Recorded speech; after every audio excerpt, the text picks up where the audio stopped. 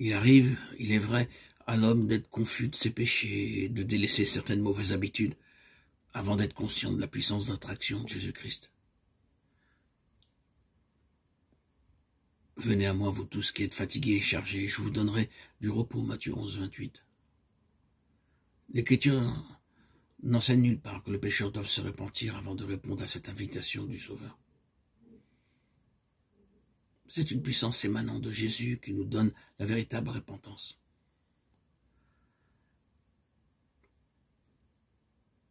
Venez à moi, vous tous qui êtes fatigués et chargés, je vous donnerai du repos. L'apôtre Pierre a éclairci cette question quand il a fait aux Israélites cette déclaration. Dieu l'a élevé par sa droite comme prince et sauveur pour donner à Israël la repentance et le pardon des péchés. Actes 5, 31.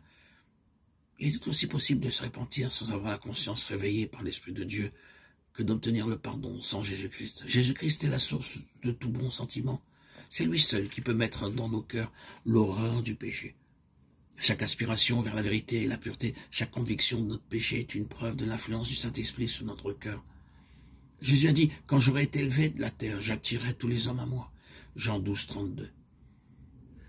Il faut qu'il soit révélé aux pécheurs comme le Sauveur mort pour les péchés du monde. Car c'est la contemplation du Fils de Dieu sur la croix du Calvaire qui commence à nous révéler le mystère de la rédemption. La bonté de Dieu qui y éclate nous amène à la repentance.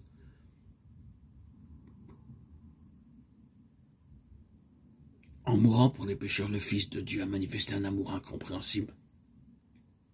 Or, la contemplation de son amour touche le cœur, frappe l'esprit, brise toute résistance. Chaque tentative de réforme basée sur un désir sincère de bien faire est le résultat de cette puissance d'attraction, une influence dont il ne se rend pas compte, agit sur son âme, ranime sa conscience et amende sa conduite extérieure. Ainsi, le pécheur se trouve transformé.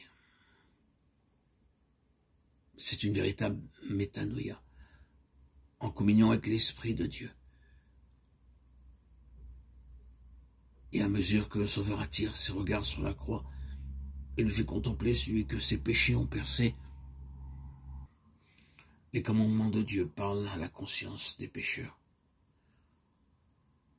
Le pécheur se rend alors compte de la méchanceté de sa vie. Il comprend que le péché a jeté de profondes racines dans son cœur.